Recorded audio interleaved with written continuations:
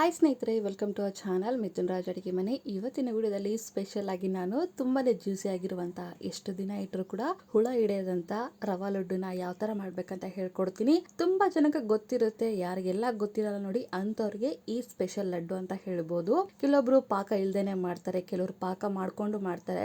But ನಾನು ಇವತ್ತು ನಿಮಗೆ ಪಾಕನ ಕರೆಕ್ಟಾಗಿ ಯಾವ ಥರ ಮಾಡ್ಕೋಬೇಕು, ಎಷ್ಟು ಮೆಜರ್ಮೆಂಟ್ ತಗೋಬೇಕಂತ ವಿಡಿಯೋನ ಹೇಳ್ಕೊಡ್ತೀನಿ. ಕೊನೆಯವರೆಗೂ ನೋಡಿ, ಎಲ್ಲೂ ಸ್ಕಿಪ್ ಮಾಡಬೇಡಿ.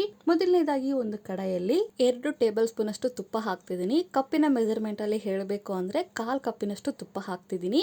ನೆಕ್ಸ್ಟ್ ತುಪ್ಪಕ್ಕಾದ್ಮೇಲೆ 1/4 ಕಪ್ಪಿನಷ್ಟು ನಾನು ಡ್ರೈ ಫ್ರೂಟ್ಸ್ ನ ಹಾಕ್ತಿದ್ದೀನಿ. ಡ್ರೈ ಫ್ರೂಟ್ಸ್ಗೆ ನಾನು ಇಲ್ಲಿ ಗೋಡಂಬಿ ದ್ರಾಕ್ಷಿ ಮಾತ್ರ ತಗೊಂಡಿದ್ದೀನಿ. ನೀವು ಬೇಕಂದ್ರೆ ಬಾದಾಮಿ ಕೂಡ ತಗೋಬಹುದು, ಇನ್ನು ಕಪ್ಪು ದ್ರಾಕ್ಷಿ ಕೂಡ ತಗೋಬಹುದು, ನಿಮ್ಮ ಇಷ್ಟ ಯಾವ್ದಾದ್ರು ತಗೊಳ್ಳಿ.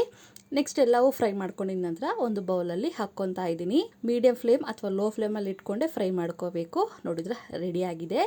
ನೆಕ್ಸ್ಟ್ ಅದೇ ತುಪ್ಪದಲ್ಲೇ ನಾನು 2 ಕಪ್ಪಿನಷ್ಟು ಬಾಂಬೆ ರವೆ ಅಥವಾ ಸಣ್ಣ ರವೆನ ಹಾಕ್ತಾ ಇದ್ದೀನಿ. ಕೆಲವೊಬ್ಬರು ದೊಡ್ಡ ರವೆಯಿಂದ ಕೂಡ ಮಾಡ್ತಾರೆ, ಚೆನ್ನಾಗಿರೋದಿಲ್ಲ. ಆದಷ್ಟು ಸಣ್ಣ ರವೆ ಅಥವಾ ಬಾಂಬೆ ರವೆನ ಯೂಸ್ ಮಾಡಿ, ತುಂಬ ಚೆನ್ನಾಗಿರುತ್ತೆ. ಲೋ ಫ್ಲೇಮಲ್ಲಿ ಇಟ್ಕೊಂಡು ಇದು ಚೆನ್ನಾಗಿ ಹುರ್ಕೋಬೇಕು. ಮತ್ತೆ ಮತ್ತೆ ಹೇಳ್ತಿದ್ದೀನಿ, ಮಿನಿಮಮ್ ಅಂದರೂ 5ರಿಂದ 10 ನಿಮಿಷ ಕಂಪಲ್ಸರಿ ಆಗಿ ಇದನ್ನ ಹುರ್ಕೊಳ್ಳೇಬೇಕು. ಎಷ್ಟು ಚೆನ್ನಾಗಿ ಹುರ್ಕೊಂತೀವೋ ಅಷ್ಟು ದಿನ ಚೆನ್ನಾಗಿರುತ್ತೆ, ಹುಳ ಹಿಡಿಯೋದಿಲ್ಲ. ಮತ್ತೆ ಮತ್ತೆ ಹೇಳ್ತಿದ್ದೀನಿ, ಬರ್ತಾ ಬರ್ತಾ ನಾವು ಹುರ್ಕೊಂಡಂಗೆಲ್ಲ ಕಲರ್ ಚೇಂಜ್ ಆಗ್ತಾ ಬರುತ್ತೆ. ನೋಡಿದ್ರೆ ಸ್ವಲ್ಪ ಗೋಲ್ಡನ್ ಕಲರ್ಗೆ ಬರ್ತಾ ಇದೆ. ಇಂಥ ಟೈಮಲ್ಲಿ 1 ಕಪ್ಪಿನಷ್ಟು ನಾನು ಒಣ ಕೊಬ್ಬರಿನ ಹಾಕ್ತಾ ಇದ್ದೀನಿ. ಯಾವ ಕಪ್ಪಲ್ಲಿ ನಾವು ಬಾಂಬೆ ರವೆನ ತಗೊಂಡಿರ್ತೀವಿ ನೋಡಿ, ಅದೇ ಕಪ್ಪಿನ ಅಳತೆಯಲ್ಲಿ 1 ಕಪ್ಪಿನಷ್ಟು ಒಣ ಕೊಬ್ಬರಿ ಪುಡಿನ ಹಾಕ್ತಾ ಇದ್ದೀನಿ. ನಿಮ್ಮ ಹತ್ರ ಒಣ ಕೊಬ್ಬರಿ ಪುಡಿ ಇಲ್ಲ ಅಂತಂದ್ರೆ ಹಸಿ ಕೊಬ್ಬರಿ ಕೂಡ ಹಾಕೋಬಹುದು.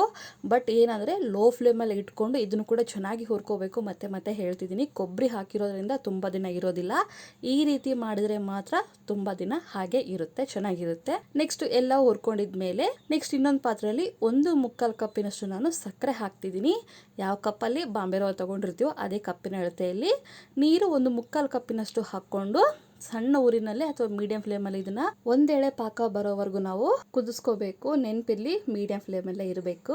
ಅಂಡ್ ನಿಮ್ಮೆಲ್ಲರ ಹತ್ರ ಒಂದು ರಿಕ್ವೆಸ್ಟ್, ನನ್ನ ಚಾನಲ್ ಮೊದಲನೇ ಬಾರಿ ನೋಡ್ತಾ ಇದ್ರೆ ಪ್ಲೀಸ್ ಎಲ್ಲರೂ ದಯವಿಟ್ಟು ಸಬ್ಸ್ಕ್ರೈಬ್ ಮಾಡ್ಕೊಳ್ಳಿ. ನೀರು ಸ್ವಲ್ಪ ಹಾಕಿರೋದ್ರಿಂದ ಬೇಗ ಪಾಕ ಬರುತ್ತೆ. ನೆಕ್ಸ್ಟ್ ಇದಕ್ಕೆ ಒಂದು ಪಿಂಚಷ್ಟು ಏಲಕ್ಕಿ ಪುಡಿನ ಹಾಕ್ತಿದ್ದೀನಿ. ಏಲಕ್ಕಿ ಪುಡಿ ಆದ್ಮೇಲೆ ಇನ್ನೊಂದ್ಸಲ ನೀಟಾಗಿ ಕಲಿಸ್ಕೊಂಡು ಪಾಕ ಬಂದಿದ್ದನ ಇಲ್ಲ ಅಂತ ಚೆಕ್ ಮಾಡ್ತಿದ್ದೀನಿ.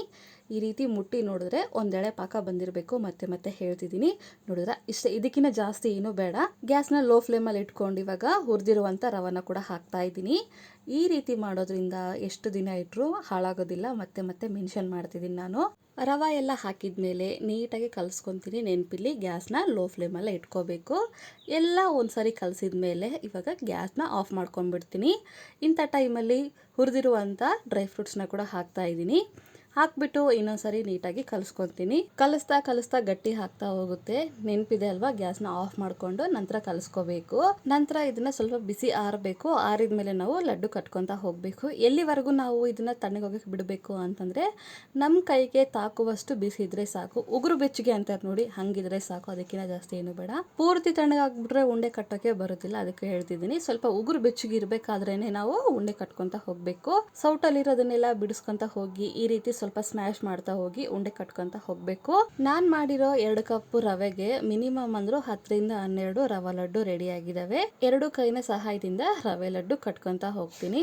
ನೋಡಿದ್ರ ಎಷ್ಟು ಸೂಪರ್ ಆಗಿ ಸಖತ್ತಾಗಿ ಬಾಯಲ್ಲಿ ಇಟ್ರೆ ಕರಗುವಂತ ರವಾ ಲಡ್ಡು ರೆಡಿ ಆಗಿದೆ. ಎಷ್ಟು ಸಿಂಪಲ್ ಅಲ್ವಾ ಮಾಡೋದು, ಆದ್ರೆ ಮೆಜರ್ಮೆಂಟ್ ನ ಕರೆಕ್ಟ್ ಆಗಿ ನೋಡ್ಕೋಬೇಕು.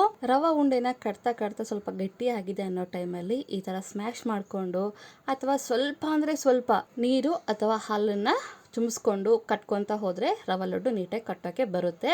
ಕಟ್ಟೋಕ್ಕೆ ಆಗೋದಿಲ್ಲಪ್ಪ ಅನ್ನೋ ಟೈಮಲ್ಲಿ ನೀರು ಅಥವಾ ಹಾಲನ್ನು ಚುಮ್ಸ್ಕೊಳ್ಳಿ ಸಾಕು. ತುಂಬಾನೇ ಸಿಂಪಲ್ ಆಗಿರುವಂಥ ರವಾ ಲಡ್ಡು ರೆಡಿನೇ ಆಗೋಗುತ್ತೆ.